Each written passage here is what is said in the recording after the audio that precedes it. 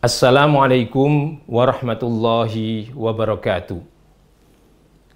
Alhamdulillahi rabbil alamin, wassalatu wassalamu ala asyrafil anbiya'i wal mursalin wa ala alihi wa sahbihi wa tabi'ihi ila yaumiddin.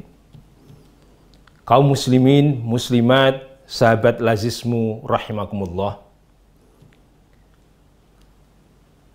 Ramadan adalah bulan yang penuh berkah.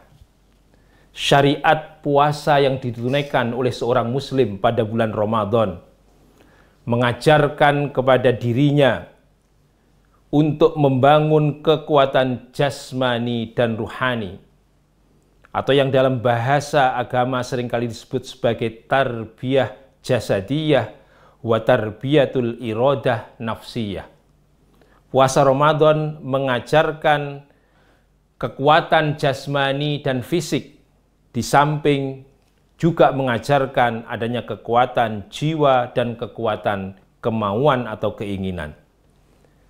Maka sekali lagi Ramadan dan kesempatan berpuasa selama 30 hari setiap harinya mengajarkan kepadanya untuk menahan dari lapar, minum, haus dari minum, dan kemudian menahan nafsu dari keinginan berhubungan dengan istri, mulai dari pagi hari atau terbit fajar sampai terbenamnya matahari.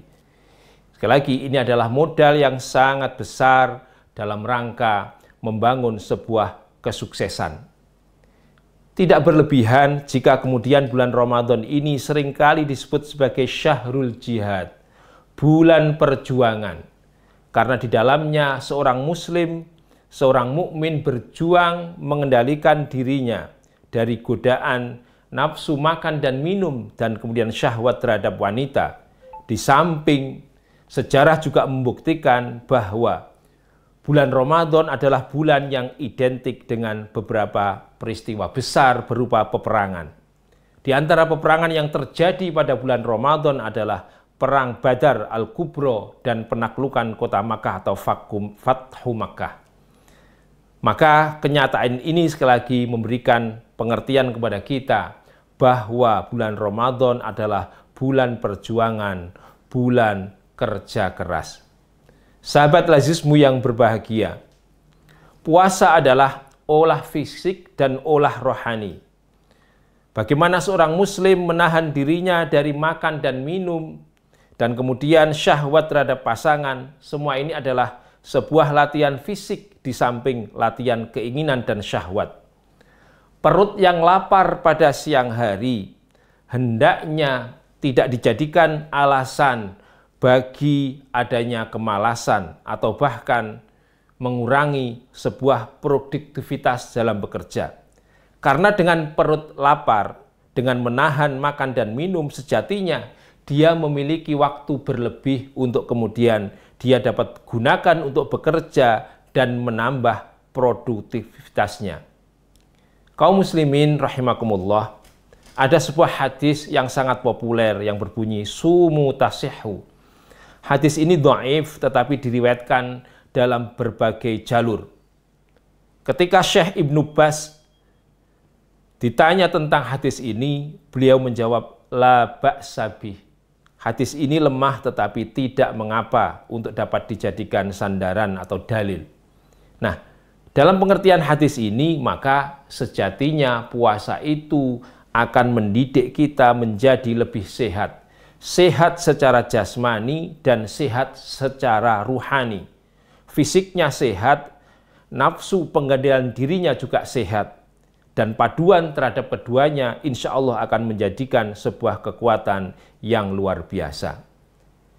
Dalam kajian fikih Ramadan seringkali ditemukan bahwa di antara manfaat yang dapat diperoleh dari ibadah puasa adalah puasa mengajarkan kepada kita untuk disiplin waktu. Karena memang dalam berpuasa, waktu sahur maupun berbuka dibatasi begitu ketat. Sehingga tidak boleh terlambat, tidak boleh terlalu cepat, dan lain sebagainya. Semuanya dilaksanakan dalam waktu tertentu. Yang kedua, puasa mengajarkan kerja keras dan kerja ikhlas. Seorang yang berpuasa butuh perjuangan yang lebih. Tetapi di balik itu, perjuangan yang lebih itu seringkali tidak kelihatan. Karena itu, bisa saja seorang yang berpura-pura puasa secara penampilan nampak seperti sama dengan orang-orang yang berpuasa, walaupun sejatinya berbeda.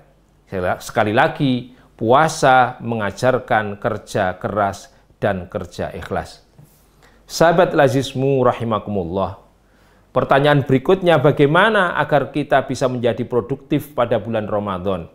Yang pertama adalah, mari kuatkan niat kita. Niat berpuasa karena Allah Subhanahu wa Ta'ala. Kalau untuk Allah dan demi Allah, bahkan lillahi ta'ala, semuanya akan menjadi mudah.